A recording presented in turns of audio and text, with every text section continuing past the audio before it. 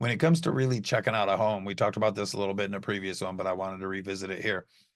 You should fill out some kind of wants and needs sheet. We have one. This is kind of a rough example that illustrates the principle, but you want to identify some things, and I would encourage you to bring it with you when you're looking. And what you want to see is what are the things that the house must have. Identify like five of those things, three to five, probably no more than seven that it has to have. And then what are five things that you would like the house to have? What would be nice?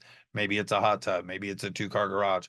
But what are some things that would be nice to have versus must have? Must haves maybe bedrooms, must haves maybe school districts, must haves maybe a one-story rambler because you don't want to go on stairs.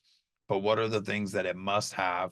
And those are usually things that are really hard or expensive to change or impossible. I would look at those as the must haves. With the exception of, I'll say, bedrooms. Bathrooms are relatively easy to change if you've got space. Bedrooms can be a little trickier to add, but can be doable. If you're not at all interested in a project, then bedrooms and bathrooms would be on the must-have list for sure.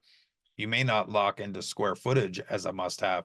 Sometimes you can do a lot with square footage if it's done well. So focusing on bedrooms and bathrooms versus square footage could be important because a really nice 1,600 to 2,100 square foot floor plan can live really well if it's a good floor plan versus a larger floor plan that's really wonky, 22 to 2,500 square feet, that's really not used well, might not feel as good as the smaller floor plan. So focusing on the must-haves is a good thing.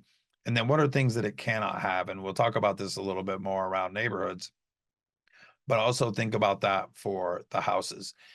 A lot of people that can't be on a really busy road like an arterial and have a bus stop and things like that. A lot of people don't like the power lines right there. Maybe it can't be next to the freeway. I just looked at a deal the other day for an investment property that I was thinking about picking up. And as soon as I looked at it on the map, I saw the backyard backed up to the freeway, and I was like, nope, I don't care what the price is. I don't want to do it because I don't mess with places that are right by the freeway.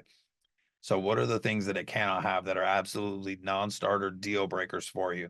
When you have that criteria, then you're in pretty good shape to start shopping and to be able to check against stuff and to understand if you're going to make a compromise to do it really intentionally and not emotionally.